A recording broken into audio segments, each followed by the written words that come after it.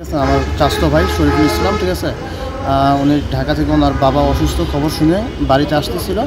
ইতিমধ্যে আমরা বাড়ি থেকেই শুনি ভাইয়া অসুস্থ, অ্যাক্সিডেন্ট করে ভাঙা হসপিটালে আইসিইউতে আছে, এরকম মর্মে খবর পাওয়ার পরে আমরা ভাঙা হসপিটালে এসে দেখি ভাইয়া মারা গেছে। আর ভাইয়া মারা যাওয়ার এই খবর বাসায় শোনার পরেই তার আনুমানিক 10-15 মিনিট পরে আমার চাচাও মারা গেছে।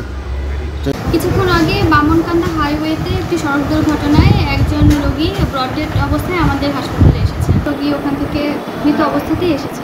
জি হ্যাঁ, পুলিশ এসে উনি অজ্ঞাত অবস্থায় এসেছিলেন, পরে পুলিশ এসে ওনাকে টেক ওভার করেছে। আজকে বিকাল আনুমানিক 4:30টার দিকে শরীফুল ইসলাম নামের একজন সাব ইন্সপেক্টর, তিনি ডিএমপিতে কর্মরত আছেন। তিনি 5 দিনের ছুটিতে বাসায় যাচ্ছিল। তার বাসায় আমরা খবর পেয়েছি ফরিদপুরের আলফাডাঙ্গায়।